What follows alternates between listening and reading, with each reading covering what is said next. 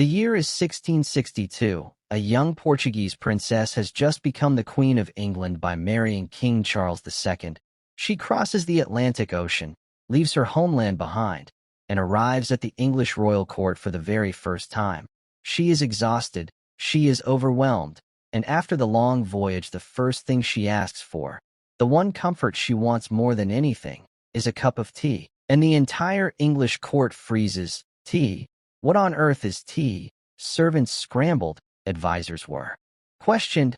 Nobody, not a single person in the palace, could tell the queen what tea actually was. Did it grow on a tree? Was it some kind of exotic animal? Did you cook it? Did you hunt it?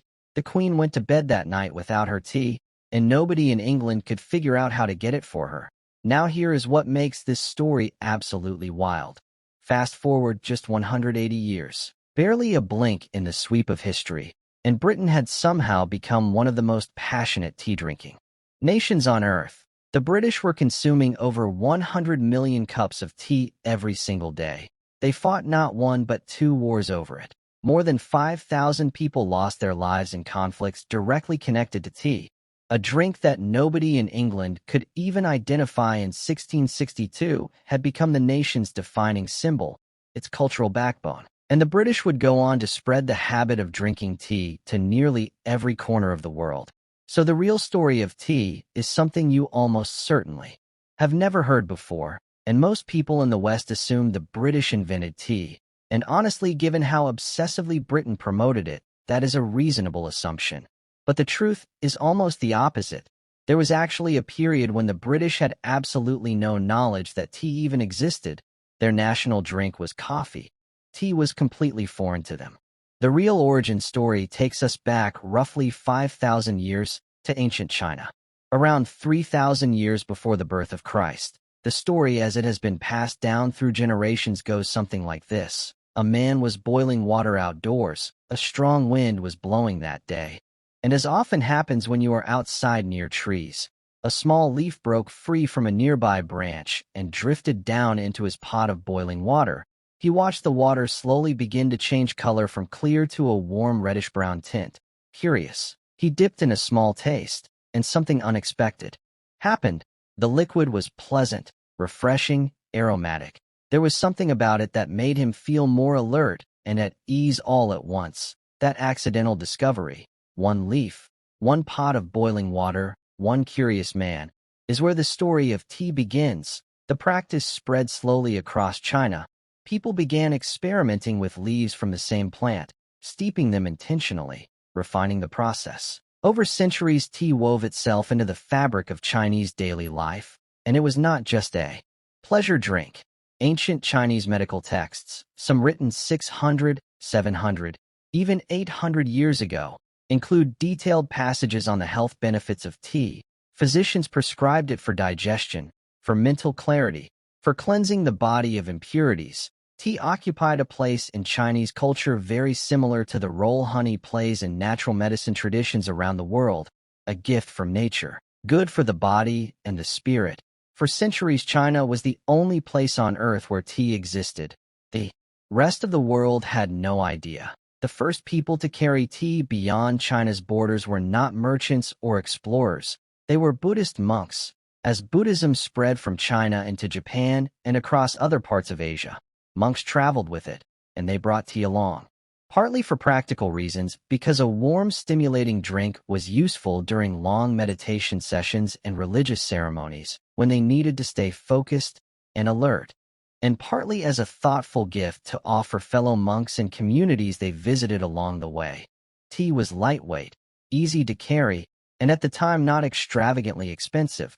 This is how tea first migrated from China into Japan, and from there gradually filtered across other parts of Asia. But even at this stage, tea was not a casual, everyday beverage. You drank tea because you were unwell or because a religious ritual called for it, not simply for pleasure, and that was about to change. In the 16th and 17th centuries, two European powers were aggressively expanding their trade networks into Asia. The Portuguese and the Dutch. Both nations had developed powerful trade companies that sent ships to China regularly to purchase silk and spices, among the most valuable commodities in the world at the time. On one of these trade missions, Chinese merchants made a suggestion. They told the European traders something along the lines of, "We have another product that is becoming very popular. Here, why not take some back with you and see how your people respond? We will give you a good price. You are already buying from us anyway." That product, of course, was tea. The Europeans brought it back, and the first thing they did with it was position it as an item of extreme luxury. Tea was expensive to import and rare to find, and because of that it became a status symbol among Europe's wealthiest classes. Aristocratic families spent enormous sums of silver to obtain small quantities of it. Because tea did not spoil, wealthy households would store it for years, treating it almost like a collectible treasure. Who drank it? Primarily wealthy women. There was a very specific social ritual that developed around tea in European elite circles. When a noblewoman hosted other noblewomen in her home, she did not hand the preparation off to servants. That would have been considered almost disrespectful given how precious the drink was. Instead, the lady of the house personally measured, steeped, and served the tea herself. It was an act of hospitality, but also a performance of wealth and refinement. This is incidentally where the tradition of the tea party originates. It was not a children's birthday activity. It was a gathering of elite women sipping an exotic imported drink and socializing in a ritual that signaled they belonged to the upper tier of society. It was in this aristocratic European culture of tea drinking that our Portuguese queen grew up. Tea was not a strange curiosity to her. It was simply part of daily life among people of her class, which is why when she arrived in England exhausted and sought comfort, she asked for it without a second thought, and why the entire English court had absolutely no idea what she was talking about. The British East India Company, watching the Dutch make profitable fortunes importing tea into Europe, eventually decided to get in on the trade. They began bringing tea into England and marketing it to British noblewomen, using almost exactly the same pitch the Dutch had used. Wealthy European women drink this. It is fashionable. It is refined. It is imported from the Far East. It worked. Among wealthy British women, tea became fashionable quickly. But at this point in history, the majority of British men were not drinking tea at all.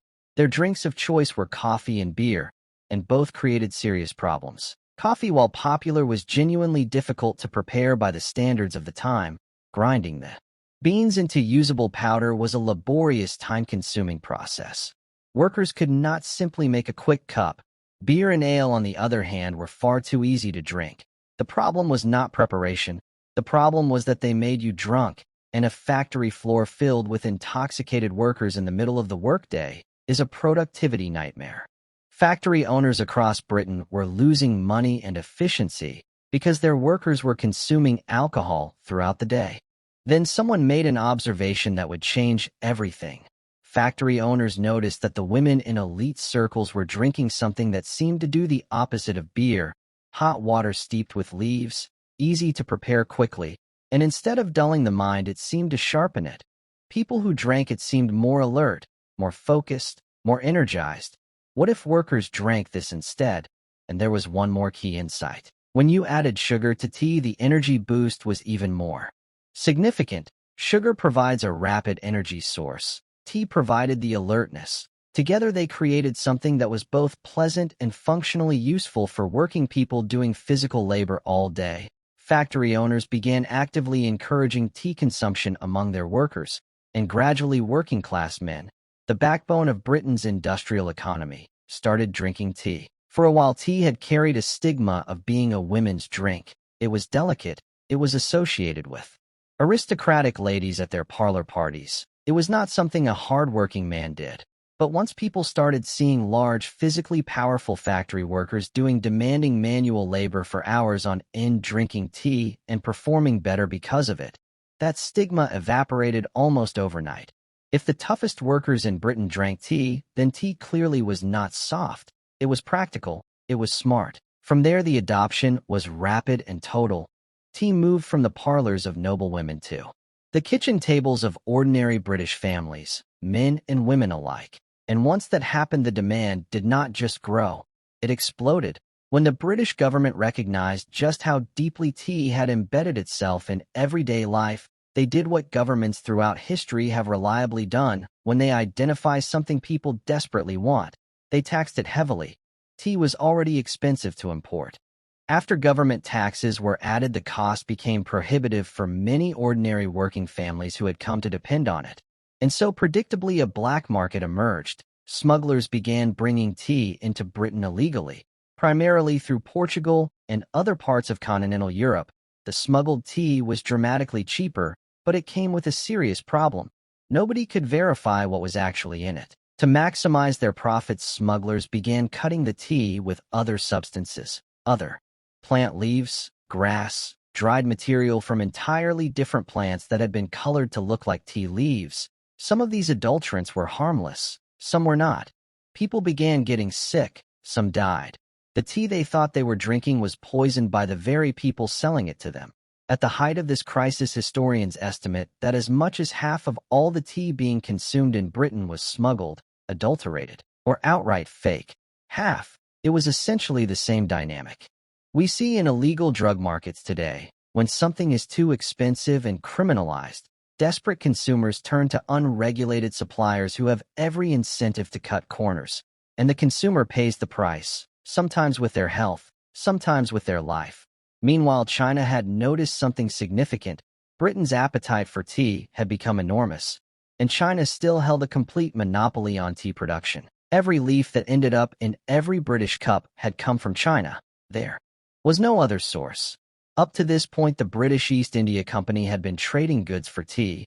They would arrive in Chinese ports with wheat, wool, textiles, manufactured goods from England, and exchange them for tea. But China began changing the terms. Chinese officials and merchants told the British essentially, "We are no longer interested in your goods. What we produce is far more valuable than what you bring. From now on, if you want tea, you pay in silver. Hard currency. No more goods exchange." This placed the British East India Company in a genuinely precarious position.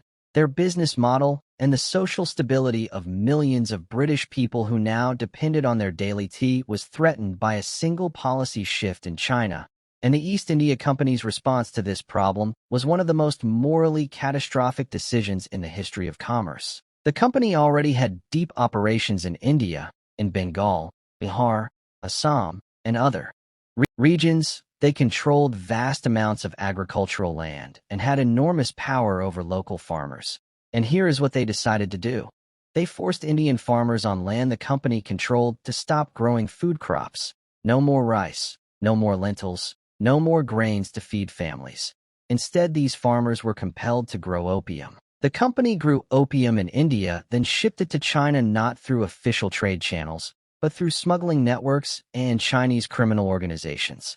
The opium was sold illegally to Chinese drug dealers. Those dealers paid in silver, and the company used that silver to purchase tea from Chinese merchants. So to trace the full circuit, British tea was purchased with silver, which was earned by selling opium, which was grown by coerced Indian farmers on land forcibly converted from food production. The consequences were devastating on multiple fronts. In India, agricultural communities were destroyed. Farmers who had grown food for generations were stripped of that livelihood and forced into opium cultivation. Entire regional food economies were disrupted. In China, the flooding of cheap illegal opium created a public health catastrophe on a scale that is difficult to comprehend. By some historical estimates, close to 10 million Chinese people became addicted to opium. 10 million people trapped in addiction, not because they sought it out, but because a foreign trading company had decided their suffering was an acceptable price to pay. For tea, the Chinese government eventually reached a breaking point. In an act that historians recognize as the world's first major government-led war on drugs, China declared a decisive crackdown on opium. Massive stockpiles of the drug were seized and burned. British ships carrying opium were intercepted and destroyed. British merchants involved in the trade were detained, and Britain's response shocked the world. Rather than acknowledging the destruction its trading company had caused, the British government declared war on China. The official British argument was essentially this: we are simply participating in free trade. Nobody is forcing Chinese people to buy opium. Chinese consumers are purchasing it willingly, and we are paying fairly for the tea we import. By seizing our ships and our goods, China is the one violating the principles of free commerce. Britain at this point in history was the most powerful military force on Earth. China, for all its civilization and history, could not match British naval gunboats and modern weaponry. The war went Britain's way. Approximately 20,000 people died, the overwhelming majority of them Chinese, and as part of the settlement, China was forced to cede the territory of Hong Kong to British control. Think about that for a moment. Hong Kong, a city with its own complicated political story that continues to this day, became part of the British Empire. Specifically because of tea, because Britain needed a free port through which to continue pushing opium into China in exchange for silver to buy more tea. The British opened Hong Kong's ports, the opium ships arrived, and from Hong Kong the drug was distributed throughout mainland China once again. Even as the Opium Wars were reshaping Asia, Britain faced a longer-term strategic vulnerability that its leaders were determined to solve. The fundamental problem was simple. Tea only grew in China, Britain's entire supply. The drink that 100 million cups a day depended on came from a single foreign nation that Britain had just gone to war with. That was an untenable strategic position. So the British did what powerful nations often do when they want something another country has. They sent a spy. His name was Robert Fortune, a Scottish botanist sent to China undercover with a very specific mission: find out how tea is grown and processed, document everything, and if possible bring back living tea plants. Fortune was extraordinarily successful. He traveled through China's tea-growing regions in disguise. He documented the cultivation process in detail. He collected tea plants with intact root systems and preserved tea seeds for transport. And in perhaps his most audacious move, he actually bribed 2 experienced Chinese tea specialists, men who understood the full process of growing and processing tea, to leave China with him and travel to India. The knowledge he brought back, combined with the plants, the seeds, and the 2 Chinese experts, gave Britain everything it needed.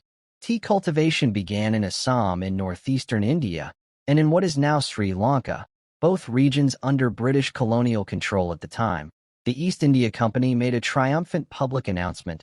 Britain no longer depended on China for its tea. It could now produce its own supply from its own colonies. This is the origin of Assam tea and Ceylon tea, 2 varieties that millions of people worldwide still drink today. These were not ancient local traditions. They were the direct result of corporate espionage, colonial land seizure, and the deliberate transfer of stolen agricultural knowledge. So step back and look at the complete story. Tea is a drink. It does not intoxicate you. It will not make you aggressive or irrational. By itself, it is simply hot water with a pleasant leaf steeped in. And yet for tea, the British East India Company forced millions of Indian farmers off their food-producing land and into opium cultivation. For tea, roughly 10 million Chinese people were pushed into addiction. For tea, 2 wars were fought.